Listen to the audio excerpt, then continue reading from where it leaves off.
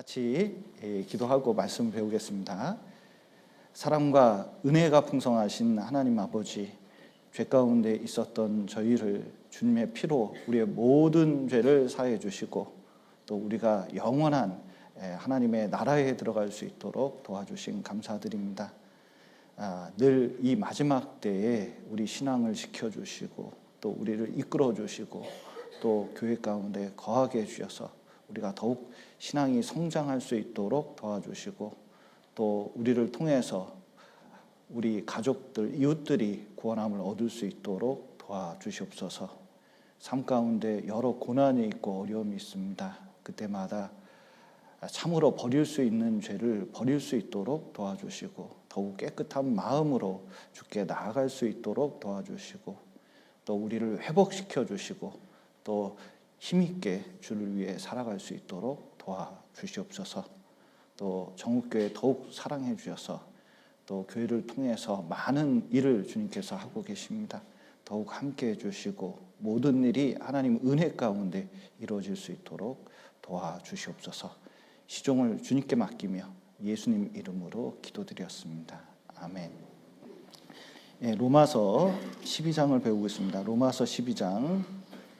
주일 설교 때는 로마서 12장을 배우고 있습니다. 로마서 12장은 신앙생활의 가장 중요한 부분을 다루고 있는데 신약성경 256페이지 신약성경 256페이지 로마서 12장 3절 보시겠습니다.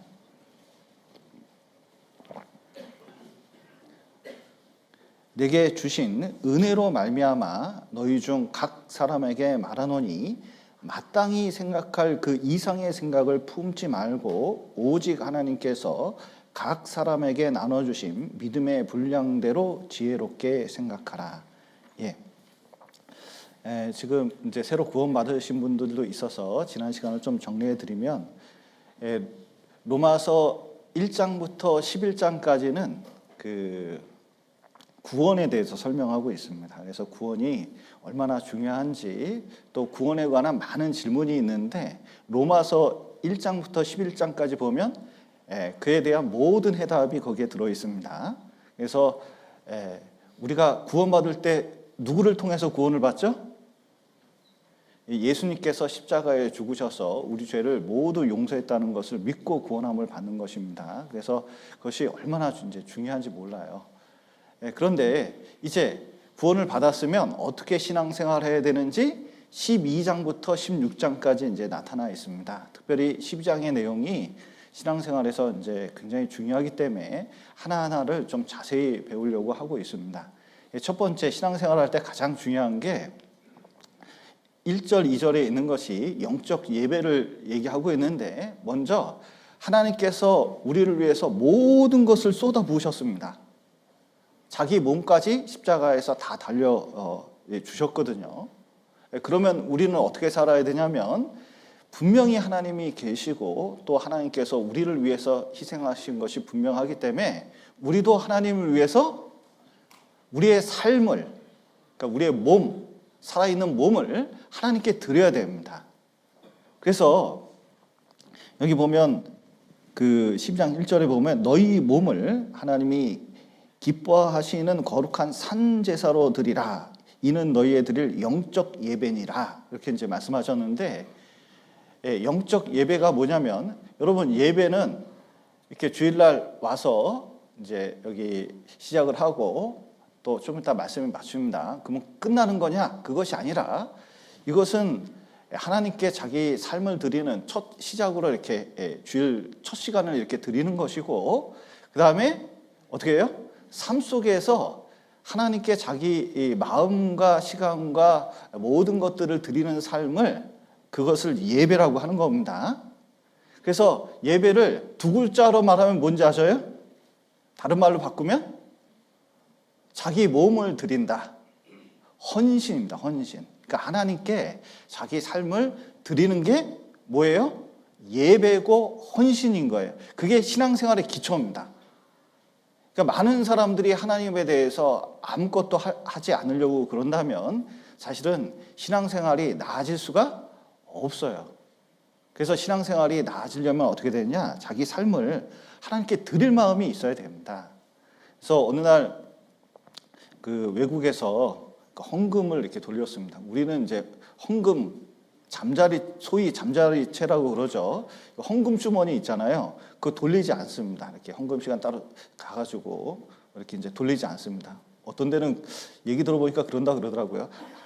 돈은 안 넣으면서 손만 들어갔다 나오는 경우도 있고 별 희한한 케이스가 다 있다고 하는데 이게 돌리면 보이니까 강제로 걷게 되잖아요. 그런데 어떤 한 소년이 우리 교회에서는 그렇게 하진 않습니다. 자원해서 드리는 것을 하나님이 받으시니까 자기가 자원해서 헌금통에 넣는 게 맞습니다.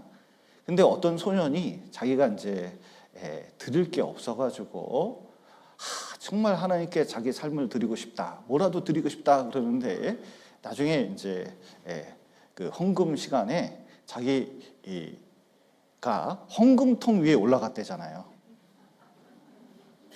너 왜 헌금통에 왜 올라가냐? 어른들이 그랬을 거 아닙니까? 그랬더니 나는 돈이 없어서 자기 인생을 하나님께 드리겠다고 이렇게 얘기했답니다. 근데 실제로 자기 인생을 중국 선교에 자기 인생을 다 죽을 때까지 썼어요.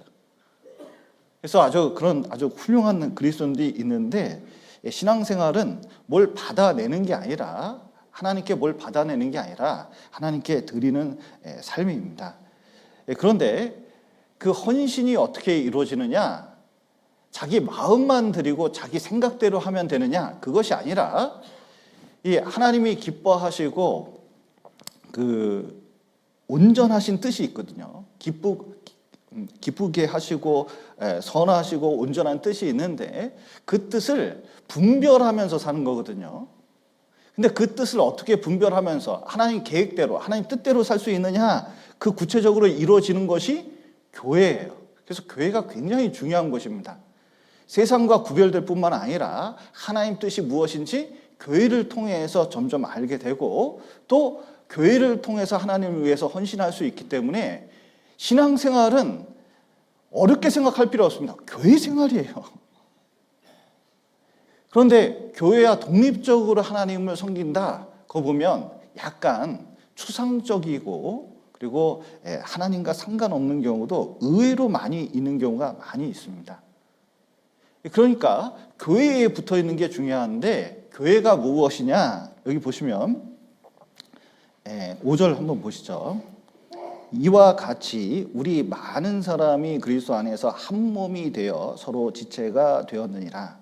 여기 한 몸 그랬는데 이 교회를 그리스도의 몸으로 성경에서는 자주 비유하곤 합니다.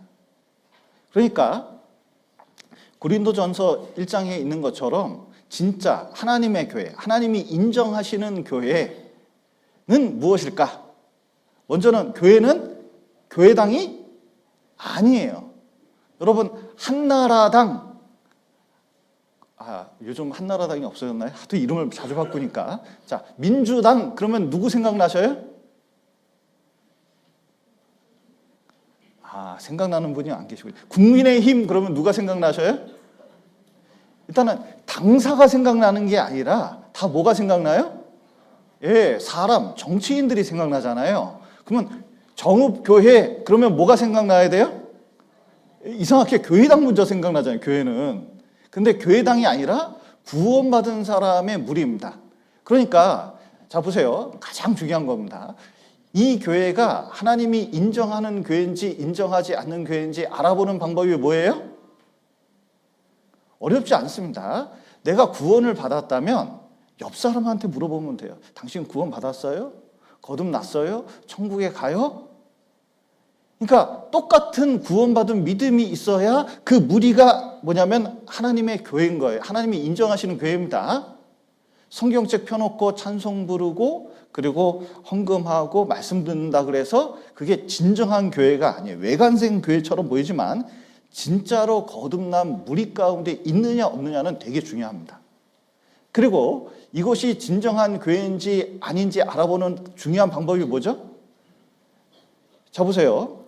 하나님의 기쁘시고 선하시고 그 거룩한 뜻이 여기 하나님 이 머릿속에 있습니다. 이 몸이 있으면 몸은 머리가 있어야 될까요? 없어야 될까요? 목 없으면 어떻게 될까요? 이건 몸이 아니라고 할 수 있죠. 근데 이 교회는 머리가 있습니다. 이 머리는 그리스도라고 성경에 되어 있습니다. 그러니까 이 머리가 하는 것은 생각하고 뜻을 정하고 계획하는 거잖아요. 그건 다 누가 하셔요? 하나님이 하시는 거예요. 예, 그리스도께서 하시는 겁니다. 우리는 뭐냐면 몸이라고 그랬잖아요. 실천하는 곳이에요. 그러면 예수님이 지금 살아계시면 하시는 일이 뭐냐? 첫 번째 복음 전합니다. 두 번째 이 시간이면 말씀을 가르칠 거예요. 세 번째는 뭐냐면 구원받은 성도들이 신앙이 성장하기 이 교육을 합니다. 예수님이 제자를 양성하거든요. 이 세 가지 일이 예수님이 하신 가장 큰 일 중에 하나예요. 그런데 예수님이 하시던 그 일을 누가 받아서 하는 거예요? 몸된 교회가 받아서 하는 겁니다. 그러니까 하나님께서 원하신 건 분명해요. 그리스도께서 생각하시는 건 분명합니다. 지금 예수님 뭐 생각하고 계실까요? 하나님 뭐 생각하고 계실까요? 어려운 거 아닙니다. 전도하는 거, 말씀대로 자라나는 거, 어떻게 해서든 진짜 이 세상에서 구별돼 가지고 하나님 뜻대로 사는 거, 그걸 하나님이 간절히 원하시잖아요. 그 일을 하게끔 하는 게 교회예요. 그러니까 이 교회가 정상적인 교회인지 이 잘못된 교회인지 아는 방법이 뭡니까? 첫 번째 가장 중요한 게 죄인을 구원하는 복음, 이 복음을 전하는지를 봐야 돼요. 이 시대에 가장 안타까운 것은 뭐냐면 수많은 교회들이 있습니다. 처음에는 다 복음으로 시작했습니다. 감리교 볼 것도 없습니다. 복음 전하다 감리교 생긴 거예요. 여러분, 장로교 그 핍박 속에서 복음의 신앙 지키다가 장로교가 생긴 겁니다.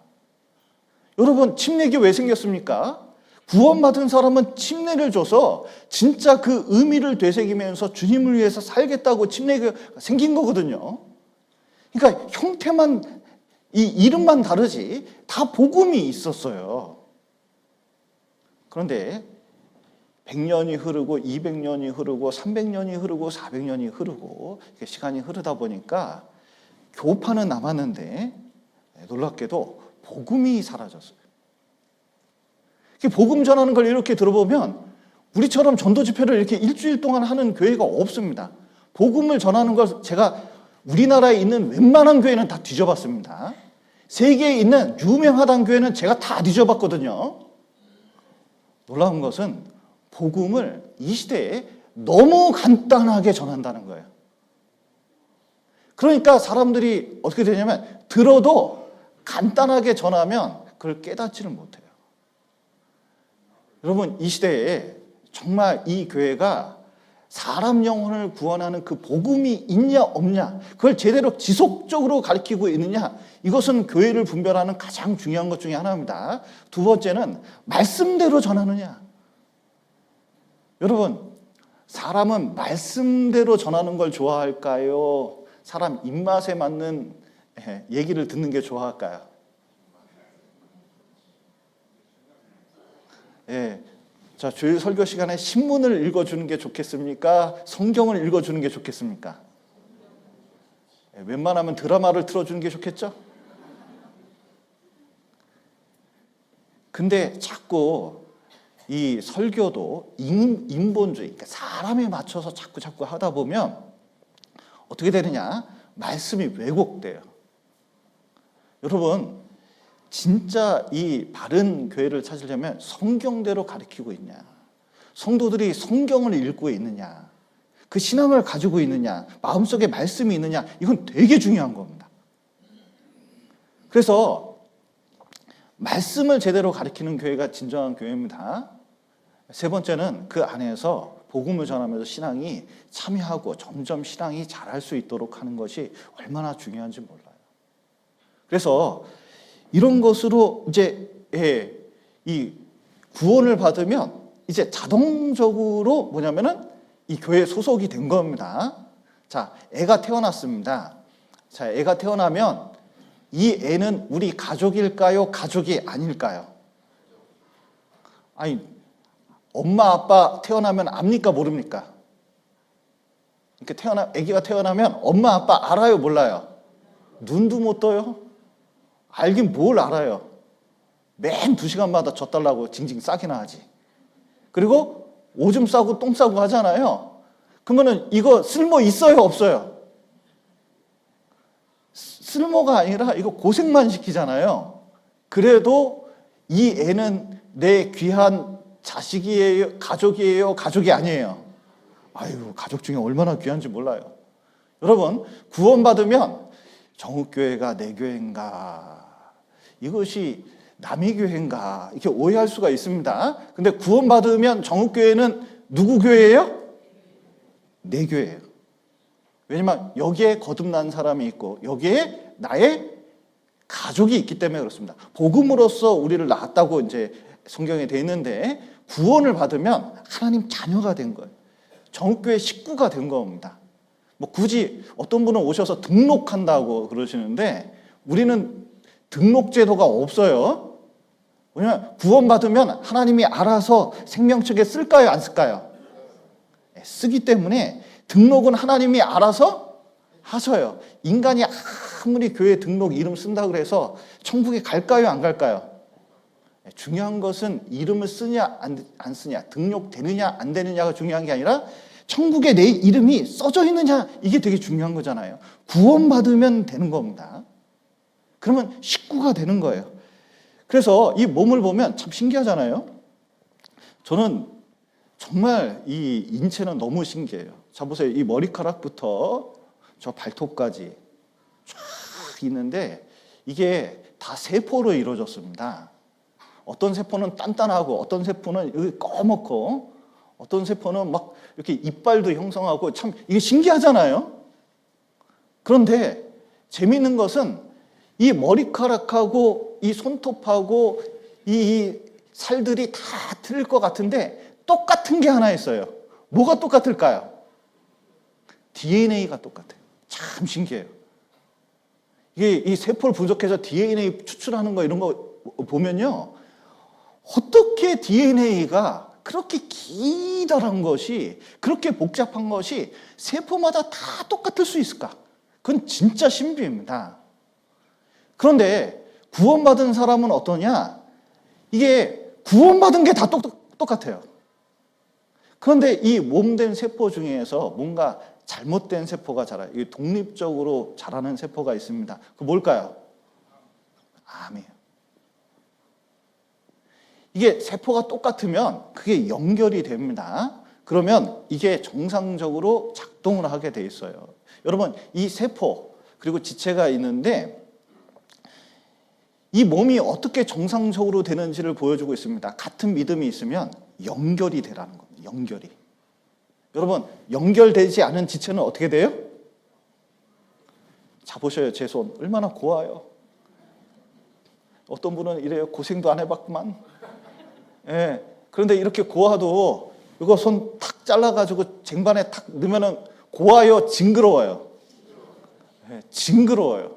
그러니까 연결되지 않는 게 그렇다는 겁니다. 그러니까 구원을 받으면 진짜 구원받은 신앙 가운데서 가장 중요한 게 뭐예요? 연결이 돼야 돼요. 연결이. 그러니까 교회하고 연결이 돼야 돼요. 교회하고 연결이 어떻게 될까요? 자, 보세요. 요 손가락 마디는 어떻게 연결돼 있어요? 예. 이게 그 다음 거하고 다 연결이 돼 있잖아요. 구원받은 사람은 자꾸 어떻게 되냐면 자꾸 다른 사람하고 연결이 돼야 돼요. 그래서 그러면은 뭐냐면 제대로 신앙생활이 된 겁니다. 여러분, 구원받은 사람이 침체에 이르기 시작하잖아요. 신앙도요, 이게 주기가 있습니다. 근데 이 신앙이 침체에 이릅니다. 가장 먼저 나타나는 현상이 1등이 뭘까요? 1등이 뭘까요? 1등이 뭐냐면 모임에 참석을 잘 안 한다는 거예요. 왜냐하면 자기 신앙이 그렇게까지는 되지가 않아요. 이게 그래서 독립적으로 생활을 하려고 그러면 독립적으로. 이유는 많아요. 이유는 얼마나 많은지 몰라요. 일이 많다, 돈 벌어야 된다, 뭐부터 시작해가지고 집안에 무슨 일이 있다, 온갖 것이 다 있습니다. 그런데 알고 보면 그게 자기 잘못된 그 핑계일 수도 있어요. 그런데 이게 어떤 조직이든 연결이 되기 시작하면 그때부터 뭐냐면 기능을 합니다. 기능.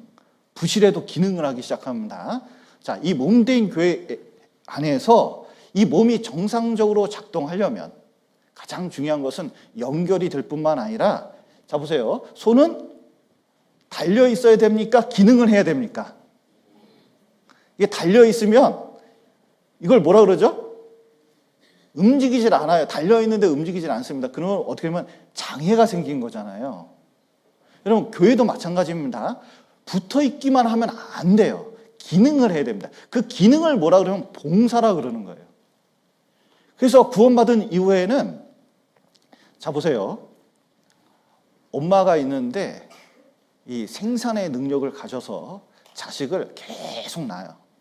계속 낳습니다. 그러면 이 집에는 그래서 10명의 애를 낳습니다. 그러면 이 집은 일이 많을까요? 적을까요? 많아요. 그러면 그 일을 누가 해야 될까요? 1번 엄마가, 2번 아빠가, 3번 자녀들이. 자, 누가 해야 될까요? 집안일을. 그렇죠. 다 같이 해야죠. 에이, 엄마 아빠가 해야지. 자식 나누면 다냐! 이러면 되겠어요? 안 되겠어요?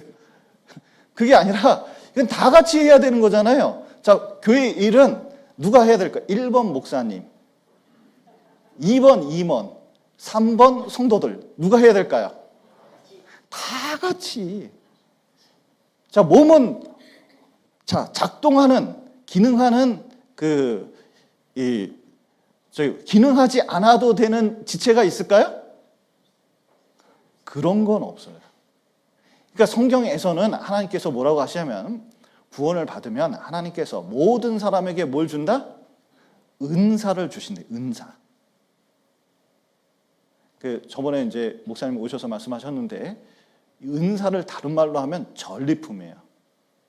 왜냐하면 예수님께서 이 세상을 이기셨거든요. 그 다음에 우리에게 성령을 주시고, 또 성령께서 우리에게 뭘 주시냐면 교회를 위해서 일할 수 있는 그 기능할 수 있는 마음과 그리고 능력도 계속 주신다고 말씀하고 계셔요. 믿습니까? 자꾸 난 뭘 줬다고 그러지?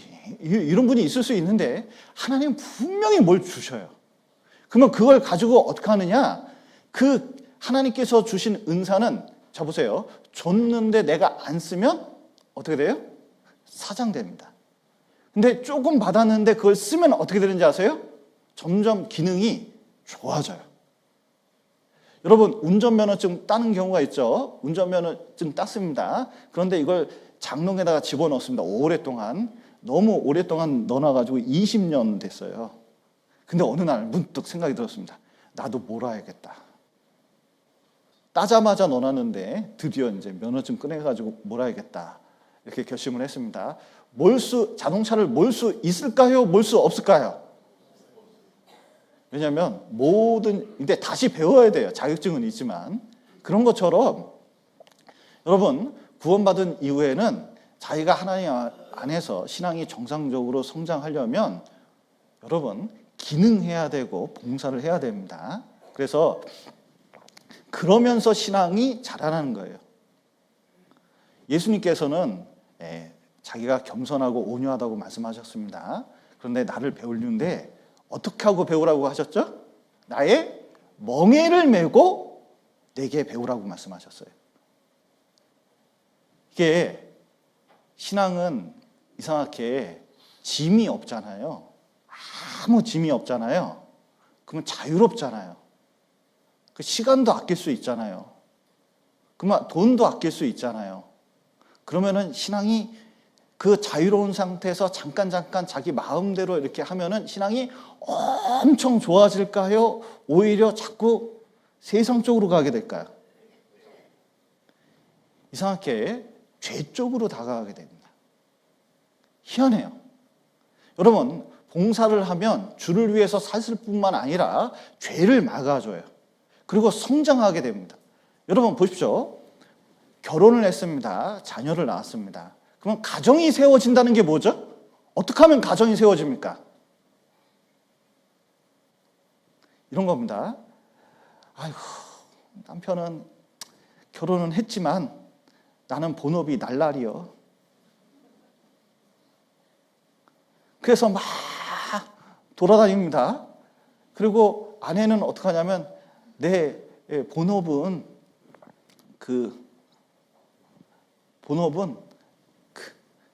제비족 같은 거예요. 예, 맞아. 아버지는 제비족, 어머니는 날라리, 아들은 비행 청소년. 집안이 다 날아다니죠. 그러면 가정이 세워질까요? 망할까요?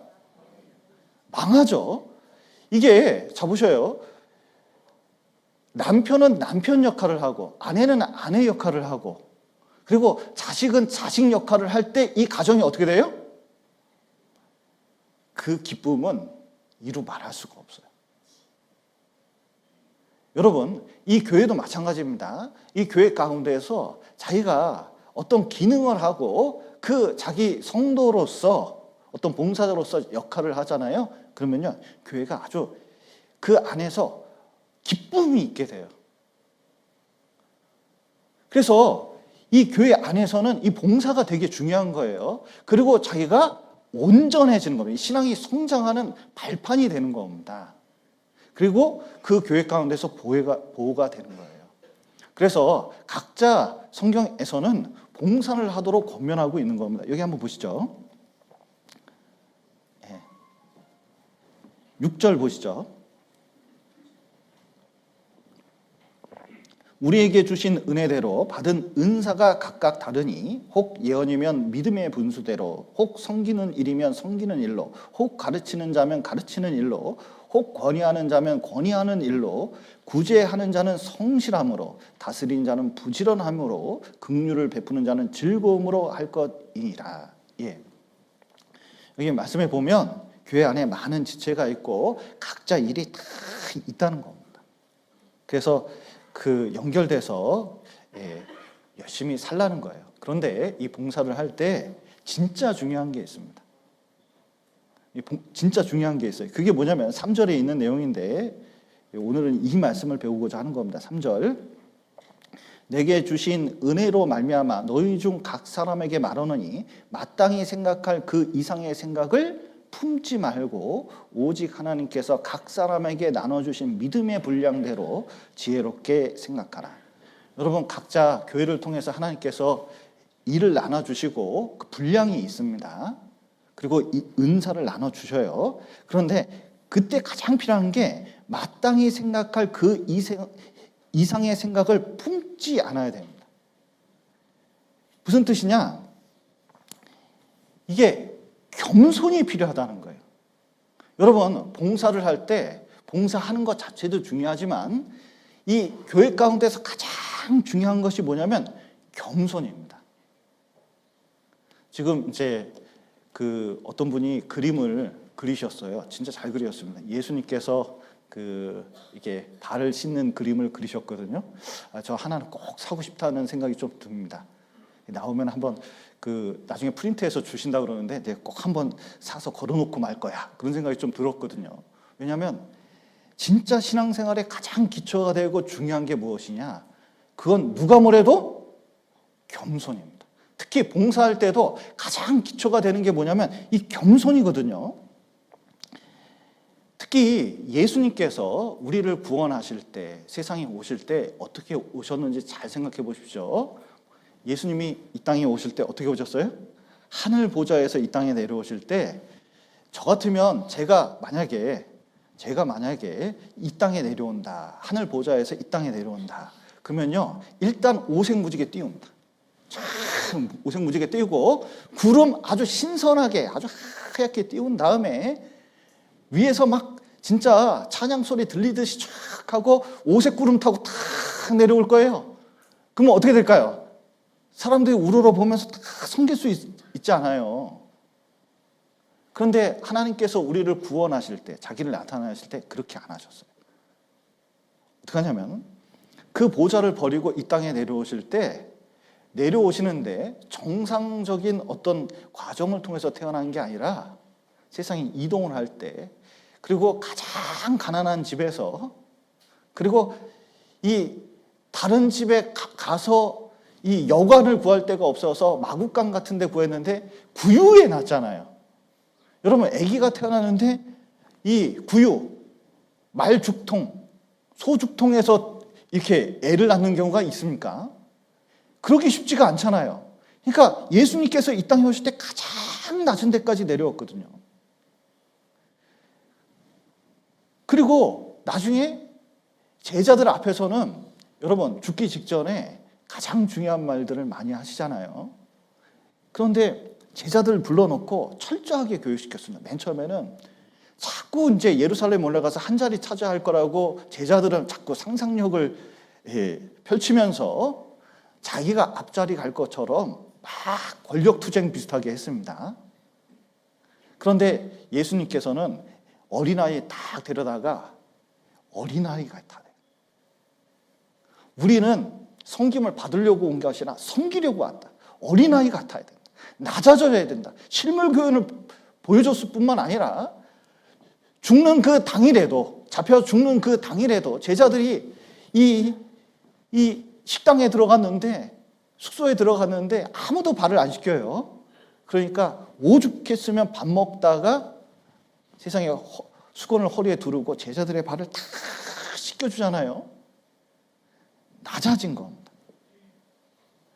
그리고 예수님이 십자가에 죽으셨습니다. 그러면 이게 여러분 십자가를 잘 생각하면 겸손이 무엇인지 알 수가 있어요.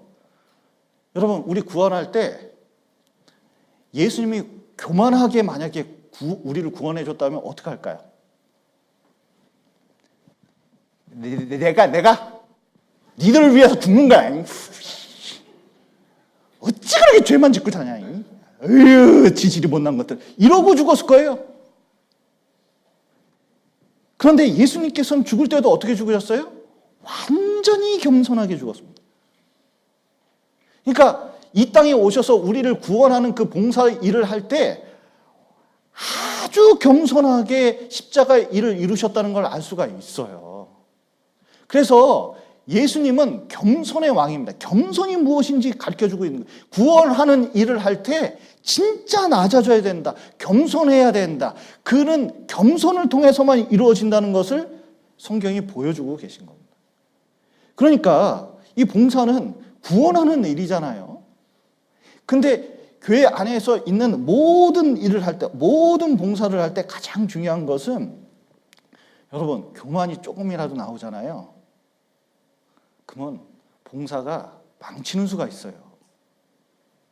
왜냐하면 먼저 예수님께서는 이 봉사는 하나님을 높이고 그리고 교회를 섬기고 또 하나님을 섬길 뿐만 아니라 그리고 이웃을 섬기는 거, 구원하는 일을 하는 거잖아요. 근데 조금 교만해지잖아요. 뭘 좀 만다치잖아요. 그러면 주인공이 바뀝니다. 주인공이 누구로 바뀌자면 주님에서 자기로 싹 바뀌는 거예요. 자기 자존심으로 싹 변합니다. 그러면 어떻게 되느냐?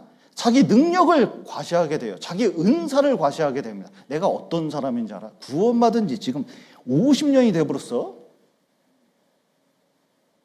이게 내가 성경을 몇 독을 했는지 알아? 내가 성경을 얼마나 읽었는지 몰라. 내 기도를 몇 시간씩 한다. 내 전도를 몇 명이나 했는지 알아? 내가 전직 뭐요? 이렇게 되면요, 놀랍게도 이게 봉사의 목적이 왜곡돼요. 봉사의 목적은 하나님 섬기고 교회를 섬기는 건데 자꾸 자기를 나타내는 쪽으로 생각합니다. 그게 자기 욕망이 드러나요. 그리고 궁극적인 목적은 뭐냐면 우리가 이 세상에서 인정받지 못한 사람들이 교회는 많습니다. 그게 좋은 거예요. 왜냐하면 겸손을 알 수 있는 거기 때문에 낮아지는 게 좋은 겁니다. 낮아지는 게 안전한 거거든요. 근데 이 봉사를 하고 직분을 하면서 잘못 이게 핀트가 맞지 않잖아요? 그러면 자꾸 영향력을 염두에 둬요. 그러니까 권력이죠. 자기 과시가 들어갑니다. 자기 주장이 들어가기 시작하는 거예요. 그 끝판왕이 디오드레베거든요. 이게 요한 3서에 있습니다. 뭐냐면 다른 외부 설교인이 와서 설교해야 되는데 잠자리도 주지 않고 먹을 것도 주지 않고 설교도 못하게 하는 사람이 있어요. 자기만 해야 된다고 딱 얘기를 하는 거예요.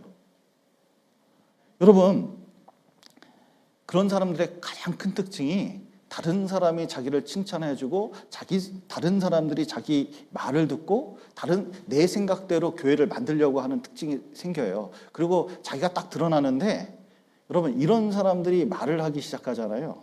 그러면 기분이 나빠요. 맞는데 기분이 나빠요. 왜 그럴까요? 우린 기꺼이 하나님을 위해서 봉사하기 때문에 하나님을 위해서 봉사하는 것은 꺼릴 게 없습니다. 근데 자기가 드러나고 자기가 탁 나타나기 시작하면 이게 본질이 훼손이 되잖아요. 이 교만이 그래서 봉사할 때 되게 위험한 거예요. 그러다가 나중에 자기 영향력이 있으니까 자기 영향력대로 안 하는 사람들이 생기잖아요. 그러면 분열이 생기는 겁니다. 이게 항상 문제예요. 이게 나중에는 이게 정치처럼 비슷하게 됩니다. 그래서 예수님께서는 자꾸 이제 예수를 올라갈 때 로비를 했잖아요, 제자들이. 그래서 세베대의 아들 요한하고 야고보가 있는데 엄마 동원해서 치맛바람이 있었습니다. 예수님한테 딱 가가지고 이제 한 자리씩 딱 해달라고, 쉬운 말로 좌의정 우의정 해달라고 이렇게 예수님께 얘기했습니다. 그런데 예수님께서 이렇게 말씀하셨거든요. 야, 니들이 지금 한 자리, 이 주 안에서 한 자리 원하고 있는데 여러분 이 자리는 매 맞는 자리예요. 십자가에 죽는 자리입니다. 희생하는 자리거든요. 근데 자기들이 뭘 원하고 있는지도 잘 몰라요. 그런데 잔을 하나 다 보여주시면서 내가 마시는 이 잔, 나의 마시는 이 잔, 이 고난의 잔이거든요. 이 피 흘리는 잔이거든요. 요거 마실 수 있냐? 나의 받는 세례, 이 십자가의 세례입니다. 요거 받을 수 있냐? 그런데 할 수 있다 그러니까 너희들은 그렇게 할 거다. 이게 무슨 뜻이냐면, 자 보셔요. 이게 우리가 어떤 직분을 맡거나 봉사를 하거나 뭐 교회 일을 한다고 했을 때 가장 중요한 것은 여러분 어떤 일을 맡는다는 것은 시간과 돈과 자기 생애를 바치는 일입니다. 희생하는 자리거든요. 그런데 잘못하면 이 자리가 권력처럼 느껴질 때가 있어요. 세상 정치인들이 하는 것처럼 생각할 때가 있습니다. 그런데 교회 안에서는 그렇지 않다는 겁니다. 여기 한번 보시죠. 마가복음 10장입니다.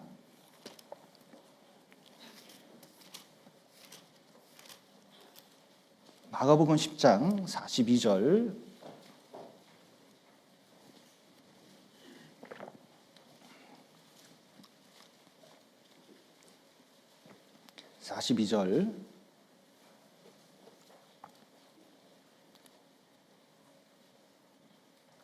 예수께서 불러다가 이르시되 이방인의 소위 집권자들이 저희를 임의로 주관하고 그 대인들이 저희에게 권세를 부리는 줄을 너희가 알거니와 너희 중에는 그렇지 아니하니 너희 중에 누구든지 크고자 하는 자는 너희를 섬기는 자가 되고 너희 중에 누구든지 으뜸이 되고자 하는 자는 모든 사람의 종이 되어야 하리라.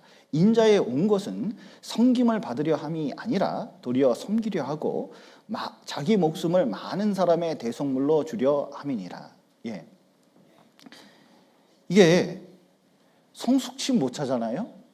그러면 어떠냐면 자꾸 이게 그 어떤 영향력, 자리 이거에 신경을 많이 쓰게 돼 있어요. 그러면 어떻게 보면 아나니아 삽비라처럼 됩니다.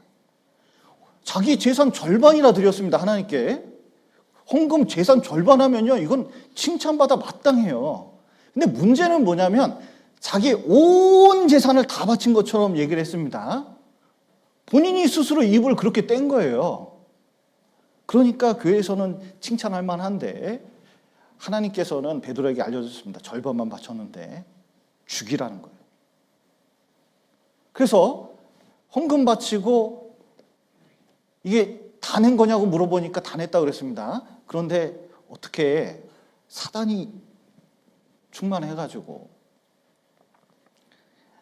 이 교회를 속이는 일을 한 거잖아요. 그게 어떻게 됐냐? 그 자리에서 죽고 그 남편 그 두 부부가 그날 죽어가지고 실려갔잖아요.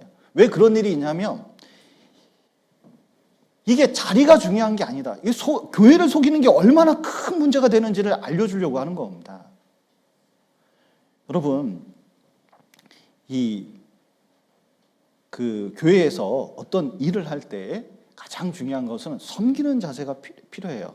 그래서 여기 보면은 이제 제자들이 이 일이 있은 다음에 어떻게 하냐면 예수님이 그렇게 말씀하시니까 요한과 야고보가 로비했잖아요. 그 사실을 알고 분이 여겼다고 되어 있습니다. 지금 이제 내년에 국회의원 선거가 있는데 공천 자리 때문에 국회의원들이 난리가 난 것 같아요. 뉴스를 보면 뭐가 이렇게 시끄러운지 모르겠어요.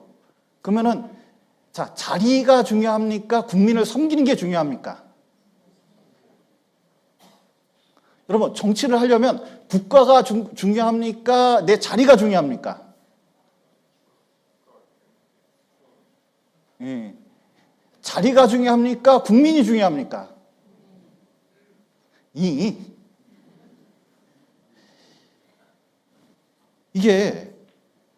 자기들이 공천 실패했다 그러면 막 분을 내는 경우가 있잖아요. 근데 이제 제자들이 그랬다는 거죠. 그런데 이제 사실은 그런 마음보다 진짜 겸손 배워야 돼요. 그래서 구세군 창시자 윌리엄 부스가 있었는데 자기들은 하나님의 군대, 겸손의 군대라고 생각을 했거든요. 그래서 하나님의 역사를 이루는데 가장 중요한 게 겸손이라고 생각했습니다. 근데 구세군 얘기를 듣고 전도가 되는 걸 보고 이 구원하는 군대잖아요, 구세군이.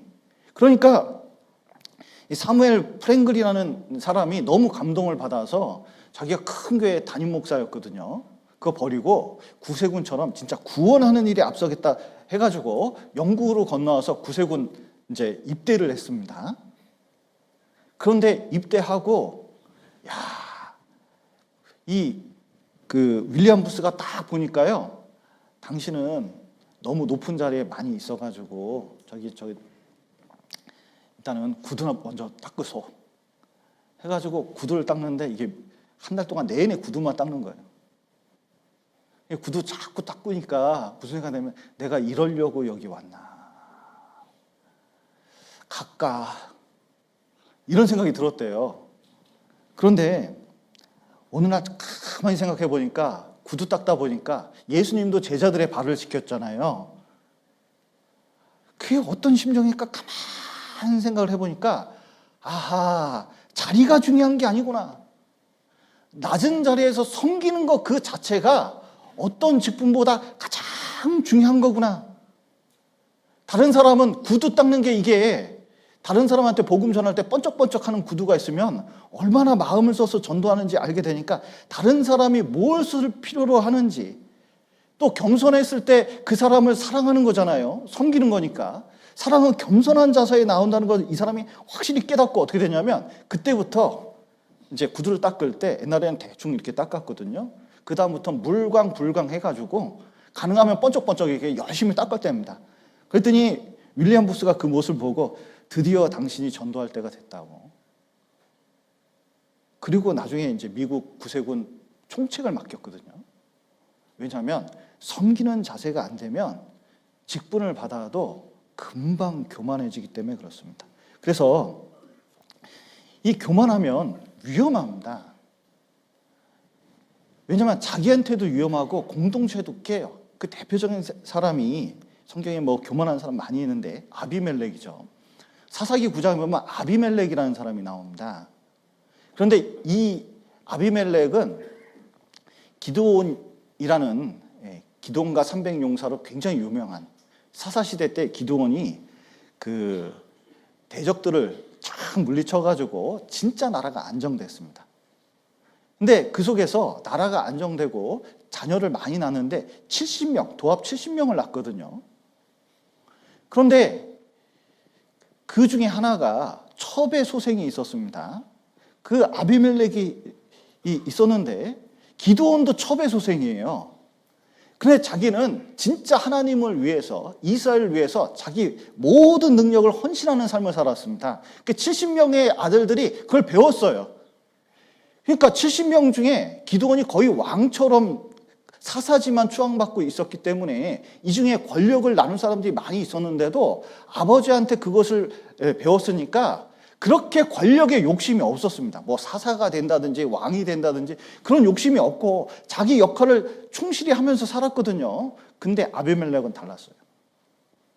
첩소생인데 자기는 한바탕 권력을 갖고 싶었습니다. 그래서 어떤 일을 했냐면 자기 어머니의 고향 세겜으로 갔어요. 그리고 세겜 사람들한테 얘기했습니다. 야, 이스라엘에 있는데 70명이 다스린 게 낫겠냐? 세겜 사람, 응?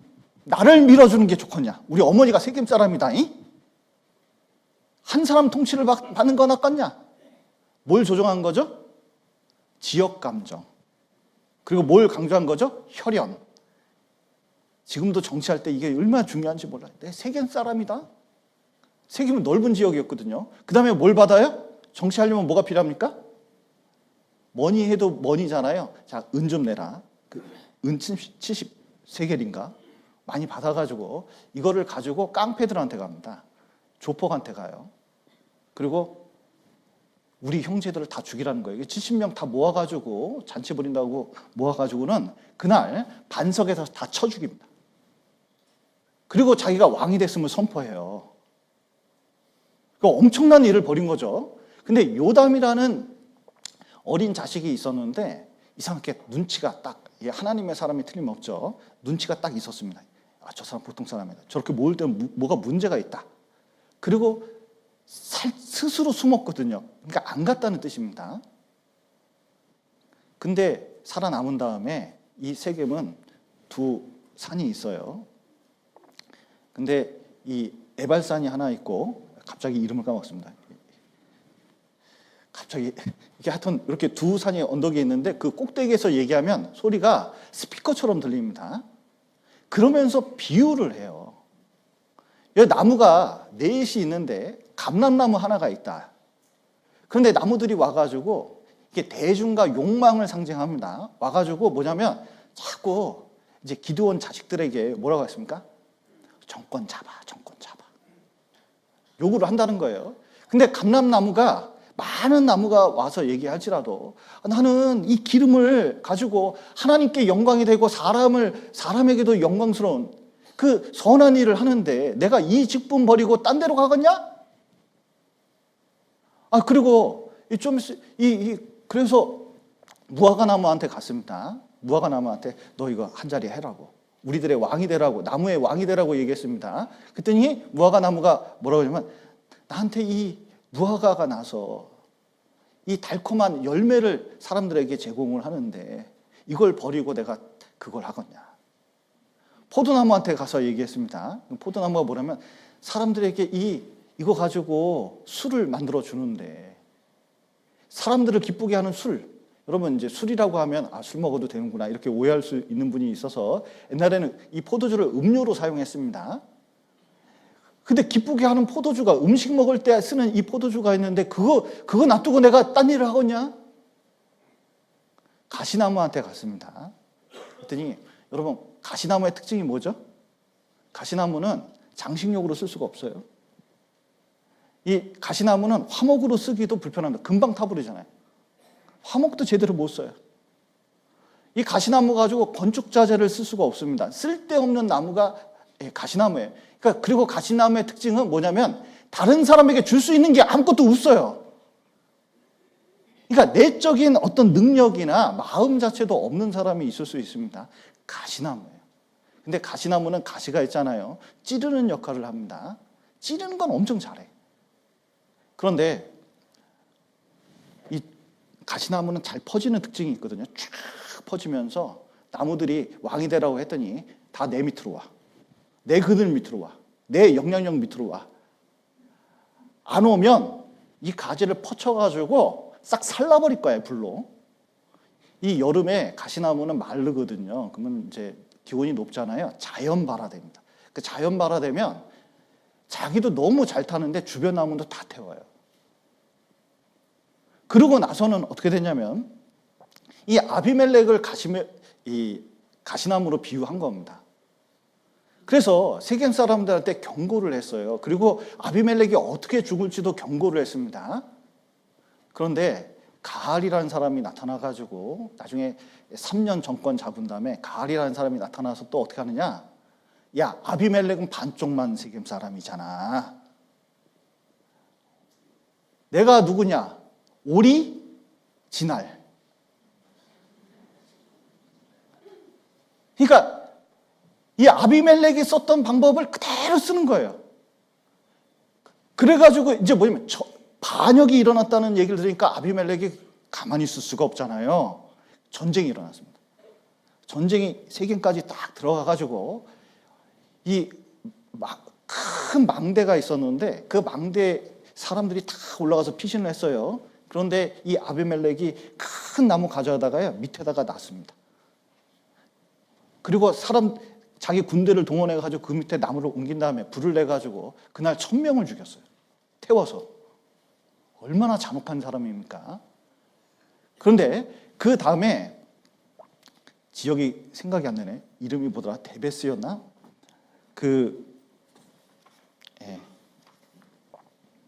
데베스였습니다. 데베스에 딱 가가지고 어떻게 하냐면 망대가 높은 데 있거든요. 거기 또 사람이 모였습니다. 요번에도 나무로 태우려고 자기가 나무를 직접 쫙 가져가서 태우려고 그러는데 어떤 여인이 맷돌 윗짝 있잖아요. 들고 성 위에서 탁 던져가지고 그대로 머리통에 맞췄습니다.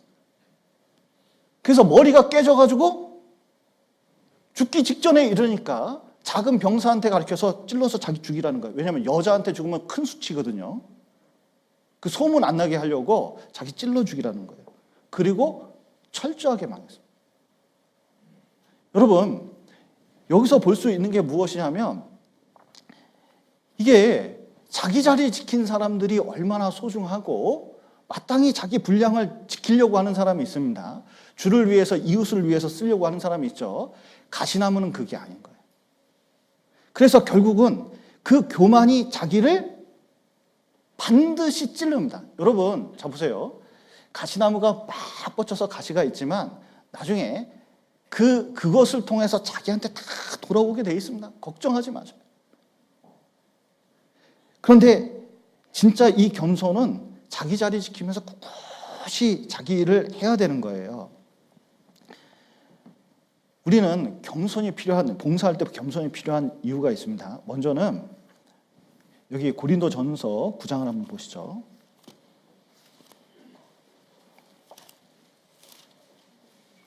9장 19절입니다.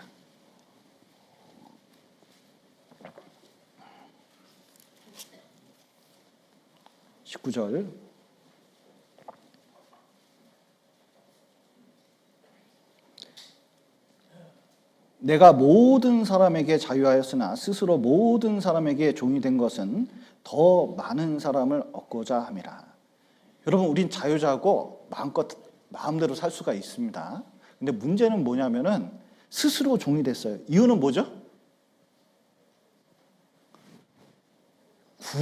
몇몇이라도 구원받게 하려고 그러는 거예요. 이게 자매님들 한 사람 전도할 때 보면요, 애기 엄마 이렇게 전도하는데요. 야, 진짜 이 애기 엄마 참 내가 보기에는 너무 양심불량이 아닐까 싶을 때가 있었어요. 왜냐하면 그 애기 엄마 하나 있는데요.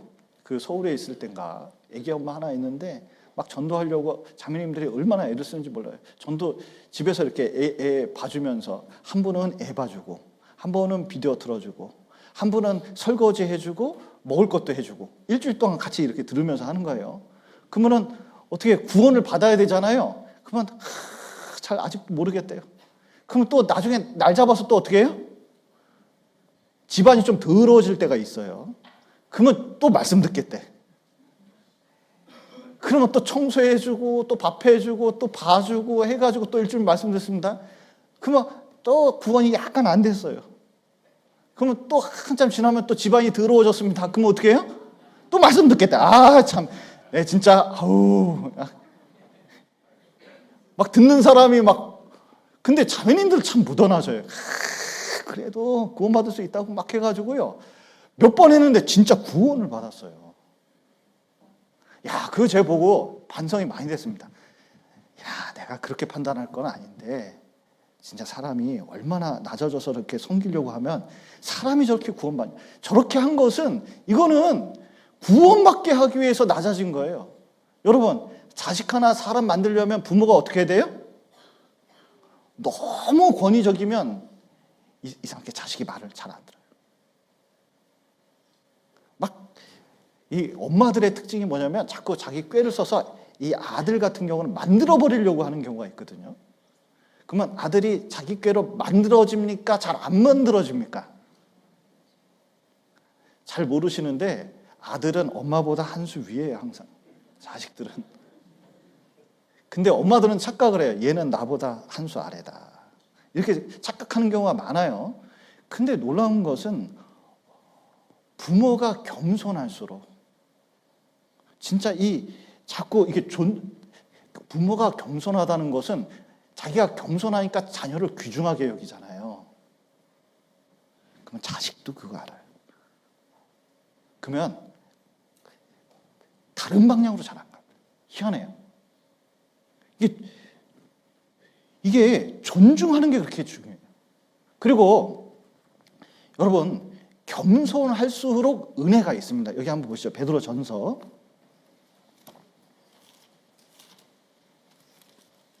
베드로전서 5장입니다. 5장 5절부터 6절, 신약성경 382페이지, 신약성경 382페이지, 베드로전서 5장 5절부터 제가 읽어드리겠습니다. 젊은 자들아, 이와 같이 장로들에게 순복하고 다 서로 겸손으로 허리를 동이라. 하나님이 교만한 자를 대적하시되 겸손한 자들에게는 은혜를 주시느니라. 그러므로 하나님의 능하신 손 아래서 겸손하라. 때가 되면 너희를 높이시리라. 예, 여기 보시면 겸손한 자들에게는 은혜를 주시느냐 말씀하셨는데, 여러분, 겸손하면 하나님 은혜가 따라오게 되어 있습니다. 그래서 참 저는 주차할 때마다 겸손을 많이 느껴요. 이게 아파트 이렇게 들어가면은 늘 주차장이 빌 때는 별로 없거든요. 근데 가장 주차할 때 은혜로울 때가 언제일까요? 텅 비어 있을 때는 너무 은혜롭죠. 근데 가장 은혜로울 때는 많은 차 중에서 양옆에 캐스퍼가 있을 때, 그 자리 비어 있을 때 얼마나 기쁜지 몰라요. 여유가 많잖아요. 그런데 사람도 그렇습니다. 어떤 사람은 빡빡하면요, 같이 가까이 가기가 힘들잖아요. 그런데 겸손하잖아요. 가까이 갈 수가 있습니다. 그러면 놀랍게도 하나님 은혜는 폭포수 같아요. 저는 전국에 제주도의 폭포도 많이 보고 여러 폭포를 봤는데, 야, 여기 강천산 있잖아요. 강천산. 인공폭포라고 하긴 하는데 저렇게 큰 폭포는 우리나라에서 본 적이 없는 것 같아요. 정말 멋있더라고요. 비 많이 올 때는 정말 멋있는 것 같습니다. 근데 그 폭포가 멋있는 이유가 뭐예요? 안 가보셨구나. 한번 가보세요. 제주도보다 더 좋아요. 진짜 강천산 좋다니까요. 특히 그 꼭대기, 끝까지 올라가면은 거기에 뭐냐면 큰 폭포 하나 떨어지거든요. 그거 진짜 멋있어요, 비 올 때는. 그런데 그 폭포가 멋있는 이유는 낙차가 커서 그럽니다, 낙차가. 물이 많이 떨어져요. 그러니까 멋있는 거예요. 그 밑에 물도 많습니다. 근데 보세요. 하나님 은혜는 낙차가 있어야 돼요. 그러니까 겸손하면 겸손할수록 뭐가 많이 떨어져요? 은혜가 많이 떨어지게 돼 있어요.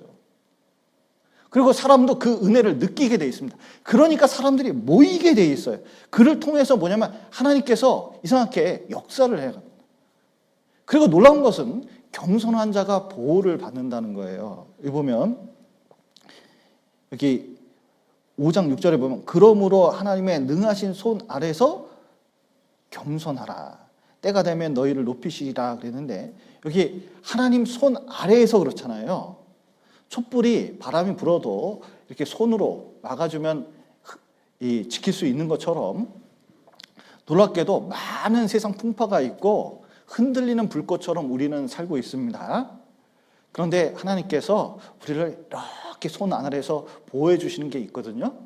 그런데 놀랍게도 겸손하면 보호가 돼요. 그 인디언 추장 성인식이 있습니다. 밤에 저 꼭대기에다가 깃발 꽂고 내려와야 돼요. 근데 거긴 풀마도 있고 그 산 짐승들이 있기 때문에 굉장히 위험한 곳입니다. 근데 거길 담대함을 기르기 위해서 그 일을 성인식 때 하는 거예요. 근데 쫙 밤에 갔습니다. 근데 어디서 부스럭 소리가 났어요. 퓨마가 덮쳐가지고 딱 자기를 죽이려고 하는데 얼마나 무서웠는지 모릅니다. 근데 뒤에서 칼로 그 퓨마를 죽이는 사람이 있었대요. 보니까 누군가 봤더니 자기 아버지래요. 보니까 이 자기가 잘 갔다 올 수 있도록 뒤에서 어떻게 해요? 지켜보고 있었던 겁니다. 여러분, 마귀는 우는 자처럼 우리를 가지고 우리를 무너뜨리려고 합니다. 이 마귀는 교만의 상징이잖아요. 우리 안에 교만이 들어오고 잘못되면 우리가 스스로 붕괴되는 수가 있습니다. 근데 겸손해 보셔요. 놀랍게도 이 세상 풍팍 속에서 우리 신앙을 지킬 수가 있고, 또 여기 다시 한번 보시죠. 잠언 11장 보시겠습니다.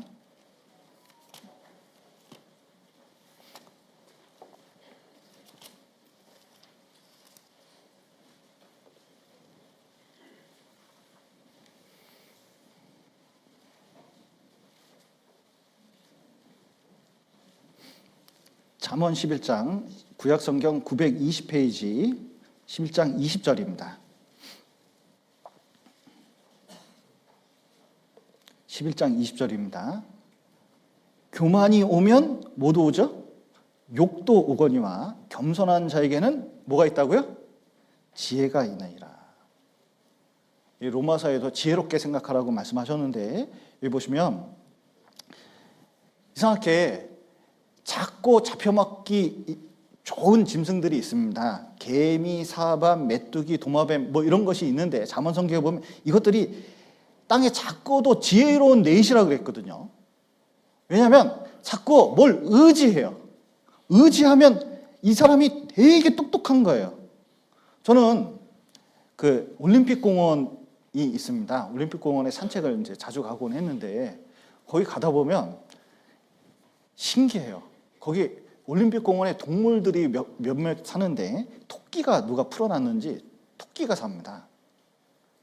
근데 이 토끼가 새끼를 잘 낳잖아요. 땅굴에 파고 새끼를 잘 낳는데, 거기 보면 토끼 잡아먹으려고 고양이가 올림픽 경기장에 그 공원에 많이 있어요. 근데 토끼하고 고양이하고 비교해보면 이렇게 딱 보면 등치가 토끼가 약간 더 크거든요. 근데 이 토끼가 그렇게 약한데 굴을 어디다 파냐면 올림픽 공원 사람들이 지나가는 그 길 옆에다가 굴을 팠어요. 저것들이 왜 저렇게 팔까? 그런데 이 토끼들이 위기에 닥치잖아요. 고양이가 이렇게 그게 아예 길 산책하다 보면 고양이가 하고 토끼굴을 노리고 있어요. 이렇게 늘. 근데 이 토끼들이 어디로 피하는지 아세요? 고양이 오면 사람 있는 길가로 딱 와버려요. 그럼 이 토끼 귀엽잖아요. 그러면 이렇게 깡총깡총 뛰어가면 고양이가 잡아먹으려면 사람들이 어떻게 할까요? 지나가다. 이 고양이 놈들을 다 내쫓아요. 그러니까 이 토끼가 올림픽 공원에서 그렇게 넓은 광장에서 살아남는 방법이 뭐냐면 사람 근처 길 다니는 데 있는 거예요. 야, 진짜 난 토끼가 그렇게 머리 쓸 줄 몰랐네. 여러분, 우리 세상 살아가는데 우리 연약하잖아요. 우리 부족하잖아요. 똑똑한 거 뭐냐면 교회에 피하고 하나님 속에 딱 피하면요, 이 사람이 똑똑한 거예요. 다른 사람이 똑똑한 게 아니에요. 아무리 똑똑해도 자기 혼자 잘해보겠다고 하는 사람 있잖아요. 나중에 분명히 신앙이 넘어지게 되어 있습니다. 여러분, 아인슈타인 운전수가 있었대요. 아인슈타인이 말년에 이 강연을 많이 했거든요. 그런데 이 운전수가 따라다니면서 아인슈타인 그 강연을 많이 듣다 보니까 놀랍게도 아인슈타인 30번 들으니까 나도 하겠다고 자꾸 얘기했대요. 근데 보니까 아인슈타인과 비슷하게 생겼거든요. 근데 아인슈타인도 목도 아프고 너무 힘들고 그러니까 자네가 한번 해볼래? 자신 있대요. 진짜 했는데 너무 똑같이 하는 거예요, 강연을. 이제 끝나고 이제 질문하는 시간이 있어가지고 질문하겠다고 다 누가 이제 어떤 교수님이 어떤 박사가 아인슈타인에게 질문을 했죠. 운전사에게 질문을 한 거죠. 운전사가 뭐라고 그랬을까요? 아이, 그 정도 질문 우리 운전사도 질문한다고 아인슈타인 지적해가지고 이 대답을 했다는 거잖아요. 이 사람 똑똑해요, 안 똑똑해요? 이 지식이 머리에 든 게 중요한 게 아니라 어떻게 하느냐, 그러니까 누구를 의지하느냐가 중요한데, 여러분 하나님 의지하는 게 지혜로운 겁니다. 여러분 솔로몬이 지혜의 왕이라 그러잖아요. 왜 지혜가 생겼을까요? 왕이 되자마자 보니까 진짜 공부 엄청 많이 했습니다. 아는 게 엄청 많아요. 저는 이렇게 볼 때 솔로몬보다 똑똑한 사람이 없는 것 같아요. 근데 왕이 되자마자 세상에 백성이 이렇게 많은데, 옛날에는 왕이 재판했거든요. 자기 혼자 이거 할 수 있는 양이 아니에요. 그 재판이 애매한 것들이 많습니다. 그랬더니 어떡하냐?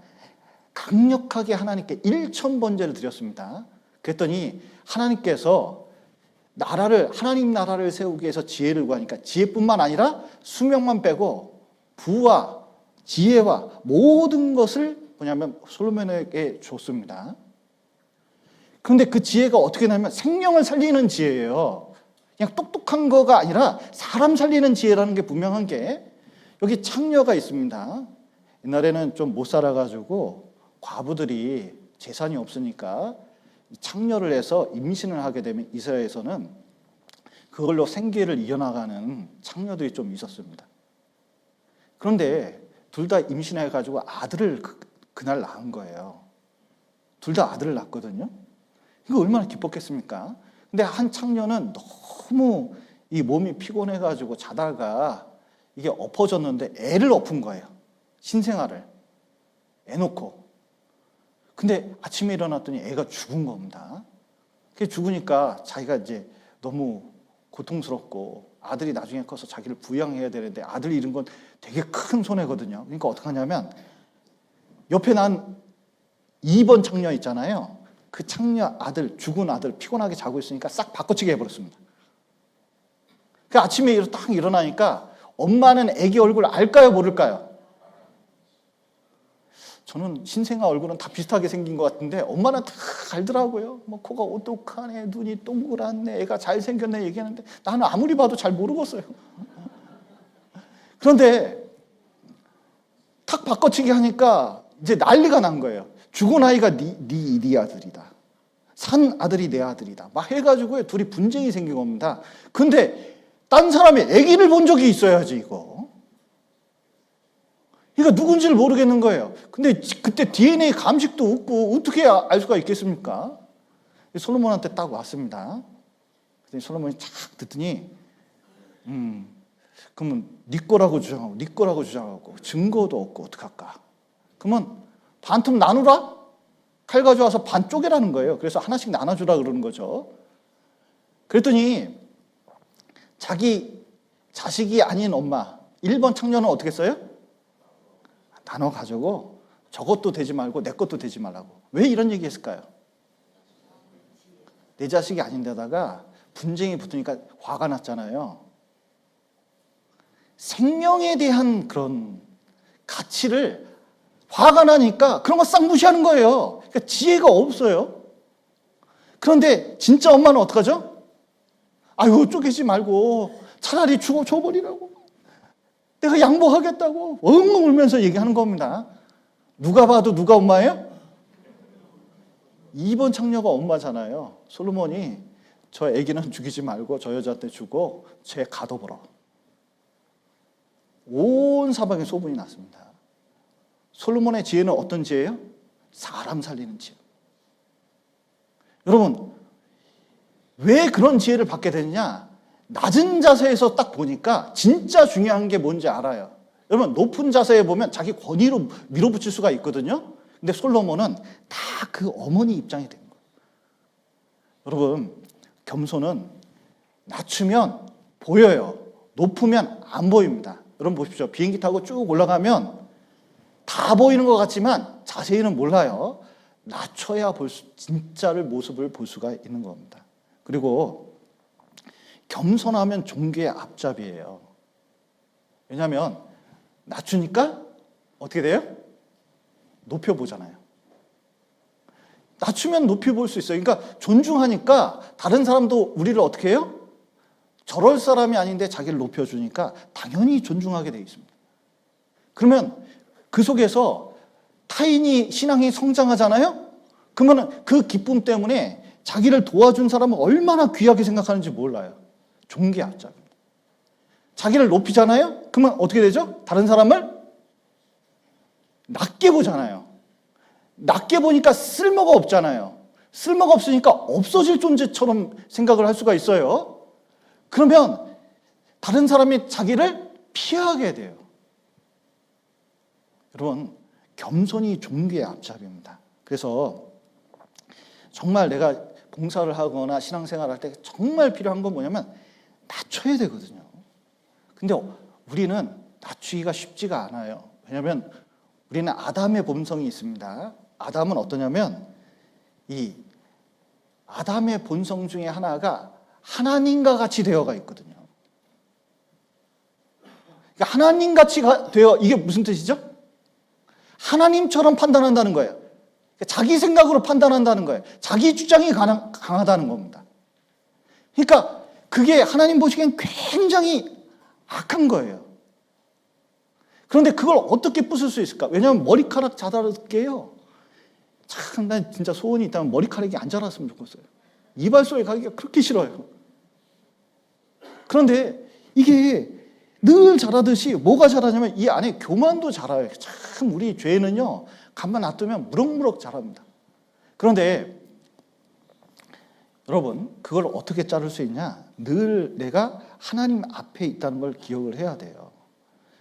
특별히 솔로몬은 왕이 되자마자 그렇게 똑똑한데 자기를 종은 작은 아이라 출입할 줄을 알지 못하고 얘기했거든요. 이런 말은 그냥 하는 말이 아닙니다. 진짜 하나님 앞에 자기 보니까 세상에 식물 다 알고 동물 다 알고 바다 다 알고 뭐 온갖 정치 다 알고 책을 많이 읽었고 자기보다 똑똑한 사람이 없고 요즘 말로 하면 서울대 박사 출신이고 그리고 뭐 이 엘리트 집안에다가 뭐 책도 자기보다 많이 읽은 사람이 없어요. 그러면 얼마나 대단한 거예요. 그런데 놀랍게도 자 동식물을 알면 알았지 하나님보다 많이 알까요? 택도 없죠. 그리고 자기가 하나님께 부여받은 그 직무를 생각해 보니까 그 능력 있다고 되는 게 아니에요. 그러니까 자기는 취입할지 모르는 아이 이렇게 생각을 한 거거든요. 여러분 좀 돈 좀 있으세요? 좀 재산 좀 있으십니까? 그런데 돈 좀 있다고 이건희 회장 돌아가셨네. 이재용 회장 딱 찾아가서 나 돈 있어? 그러면 이재용 회장이 뭐라고 생각할까요? 아이고 참 우습지도 않겠죠. 그것도 돈이라고 만약에 얘기할 수도 있어요. 여러분 서울대 교수 앞에서 아니면 노벨상 탄 사람 앞에서 나 공부 좀 했어요? 나 수학을 뗀 사람이야? 이렇게 얘기할 수 있을까요? 아이고 말도 안 되는 얘기죠. 하나님 앞에서 자랑할 게 없습니다. 그래서 늘 모든 일에 하나님 앞에 두고 딱 하면 자기가 뭐 내세울 것도 없고 하나님이 알아서 다 하실 건데 특별히 베드로가 그걸 보여주잖아요. 베드로 평생 물고기 잡은 사람, 물고기 빠삭해. 갈릴리 호수 세상에 지금 갈릴리 호수에 가잖아요. 잡히는 고기를 뭐라 그러냐 베드로 고기라고 그래요. 이렇게 넙치처럼 이렇게 퉁퉁하게 요만한 고기 있습니다. 이름이 베드로 고기요. 그러니까 물고기에 대해서는 누가 제일 잘 알까요? 베드로. 그런데 밤새도록 물고기 잡았습니다. 왜냐하면 물고기는 밤에 해안가에서 잡히거든요.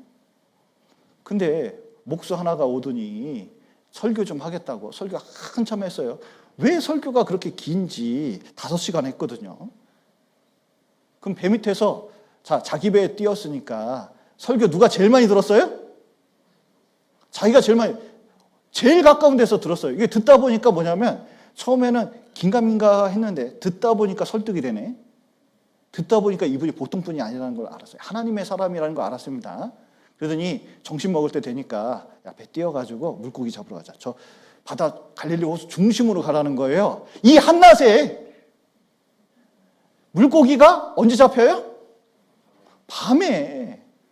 낮에는 뜨거워서 저 깊은 데 들어가니까 없어요. 근데 세상 물가도 아니고 저 깊은 데 가서 야, 근데 보니까 직업이 뭐예요? 목수. 그러면 여러분 누가 목수가 와서 그런 얘기 하면 듣겠습니까? 안 듣겠습니까? 속으로 그럴까요? 돼지 앞에서 콕 가냐? 그런데 듣다 보니까 이게 보통 분이 아니잖아요. 이게 마음이 순종이 됐어요. 왜 그럴까요? 이분이 얼마나 높은지 아니까 자기가 낮아진 거예요. 그러니까 그 말을 듣는 겁니다. 그러니까 가서 던져서 걷었더니 엄청나게 사람을 모아서 끌어당길 정도로 많은 물고기를 잡은 거예요. 여러분, 하나님 앞에 있으면 이상하게 놀랍게도 겸손해집니다. 근데 하나님을 조금만 벗어나잖아요. 자꾸 자기 눈으로 보게 돼 있어요. 여러분, 이사야가 정말 걱정했습니다. 나라 걱정 엄청 많이 했습니다. 성전에 올라가서 기도했습니다. 근데 놀라운 것은 쫙 펼쳐지더니 하나님 존전까지 끌려갔습니다. 그러더니 야, 정치 걱정, 나라 걱정 뭐 있는데 그게 중요한 게 아니에요. 왜냐하면 옳다 그르다가 중요한 게 아니라 저들을 위해서 복음 전하는 게 얼마나 중요한지 깨닫게 되고 다른 거 생각 안 하고 자기 말씀 전하는 것만 심취하거든요. 여러분, 하나님 앞에 있는 게 되게 중요합니다. 그리고 겸손하려면 이런 생각을 해야 됩니다. 빌립보서 한번 보시죠.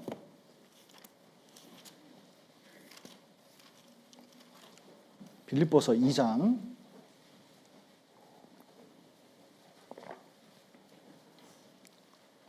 3절 아무 일에든지 하여튼 어떤 봉사를 하든지 간에 다툼이나 허영으로 하지 말고 오직 겸손한 마음으로 각각 자기보다 남을 낮게 여기고. 자, 보십시오. 다른 사람을 좋게 생각을 해야 된다는 거예요. 낮게 생각을 나보다 나은 존재다 이렇게 생각을 해야 됩니다. 아니, 저 사람은 나보다 돈도 없고 학력도 낮아 보이고 좀 수준도 낮아 보이고 삶도 그래 보이는데 무엇이 내가 신앙생활 한 지 몇 년이 됐고 성경을 몇 번 읽었고 한데 뭐 저것이 나보다 낫다고 그랬을까? 이렇게 생각할 수 있잖아요. 그런데 그런 게 아닙니다.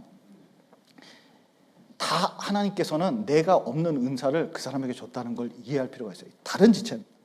자, 손이 날까요? 코가 날까요? 어떤 지체가 더 낫습니까? 둘 다 필요한 존재고 어떤 게 나은 게 없잖아요. 지체는 그런 거예요. 그런데 이게 잘못하면 자꾸 위아래로 수준이 다른 것으로 자꾸 생각을 할 수가 있어요. 자기만의 특성이 있다는 것을 깨닫지 못하면 다른 지체도 그만의 특성이 있다는 걸 깨닫지 못하면 이게 문제가 생기는 경우가 많습니다. 사울이 특징이 뭐예요? 내가 왕인데 누가 내 대신 왕이 되려고 그래. 죽여버려. 이거잖아요. 그러니까 하나님이 쓰시는 지체가 있을 수 있는데 그것은 생각을 안 하는 거예요. 자꾸 뭐가 높아지면 다 내 밑에 있어야지 올라오면 안 된다고 생각을 하는 겁니다. 그런데 다윗은 하나님께서 기름 부으셨습니다. 왕이 될 거라고 하셨어요. 예언까지 했습니다. 본인도 그걸 알아요. 근데 본인은 왕 될 생각 없어요. 하나님 뜻을 부인하지도 않지만 자기 스스로 뭘 되려고 하진 않았어요. 그런데 누가 다윗을 왕 만들었어요? 누가 다윗을 왕 만들었을까요?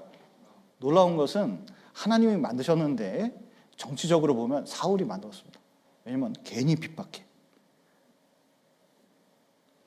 계속 쫓아다니면서 죽이려고 그러잖아요.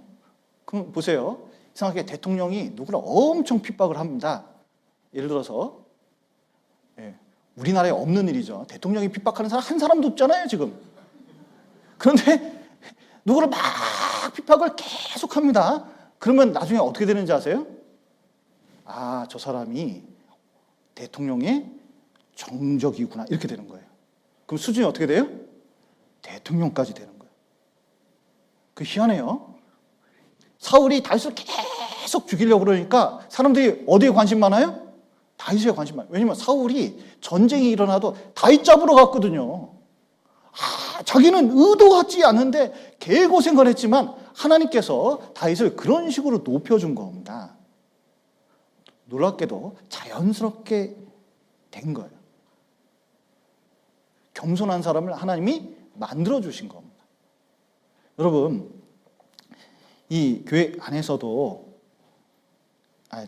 이런 일이 있었답니다. 나룻배를 어떤 선비가 타는데 사공한테 물었어요. 사공, 그 맹자는 읽어봤어? 맹자요? 맹자가 뭐 돼요? 그랬더니 인생의 4분의 1은 날려먹었구만. 어떻게 사람이 돼가지고 맹자를 모른디야? 그러면 논어는 읽어봤디야? 그랬더니 논어요? 논어요. 그랬더니 논어는 모르는디? 그랬더니 인생의 2분의 1은 까먹었구만. 사서상경은 하는가? 사서상경이요? 이게 농사짓느라고 사서상경, 물고기 잡느라고 몰랐는디? 그랬더니 또 인생의 4분의 1은 버렸구만. 한참 가다가 사공이 얘기했습니다. 강 가운데서. 선비님, 수영은 할 줄 아셔요? 그랬더니 나는 책만 읽으라고 내가 수영은 못 배웠지, 선비가. 그랬더니 큰일 나슈, 배 구멍 나슈. 자, 그 다음부터는 어떻게 될까요? 사공한테 매달려야 되잖아요. 여러분, 이게 아무리 똑똑해도 못하는 게 있어요. 이 교회 안에는 다 그만한 기능이 있습니다.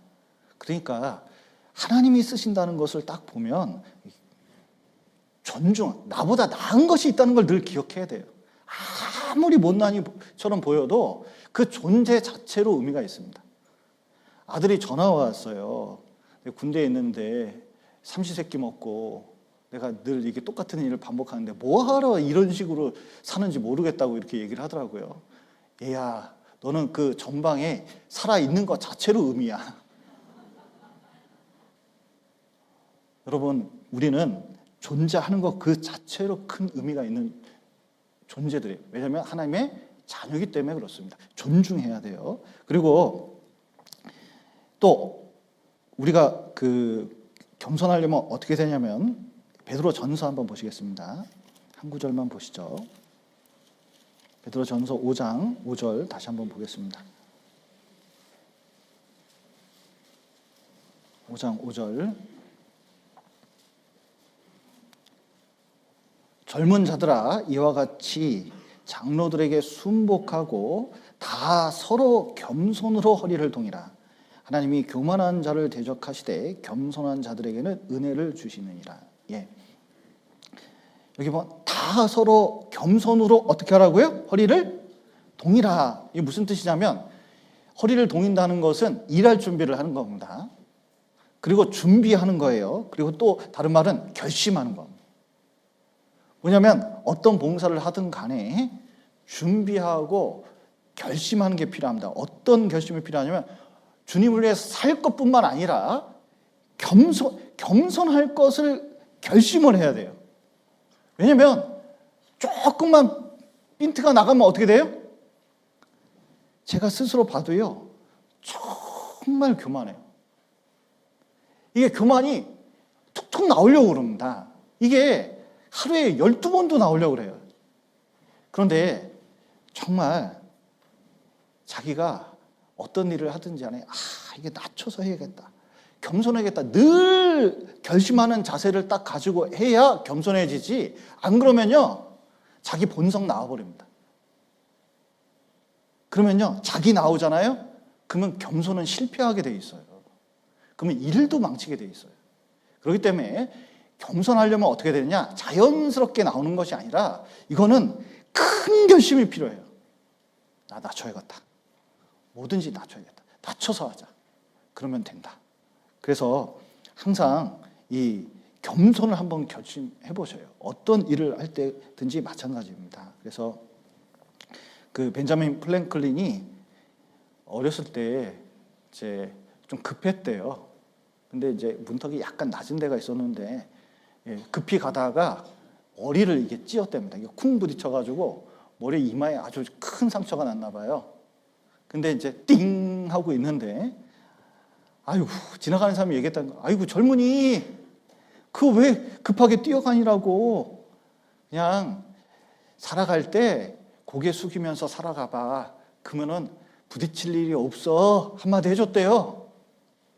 근데 가만 생각해 보니까 급하고 자기 성질대로 나가면은 어떤 일이 생겨요? 사람하고 계속 충돌이 일어납니다. 그런데 일단 숙이고 들어가면 부딪힐 일이 있을까요? 없을까요? 부딪힐 일이 없어요. 내 머리 깨질 일이 있을까요? 없을까요? 깨질 일이 없어요. 여러분 낮추기로 결심해 보십시오. 그럼 벤자민 프랭클린처럼 정말 위대한 사람이 될 수가 있습니다.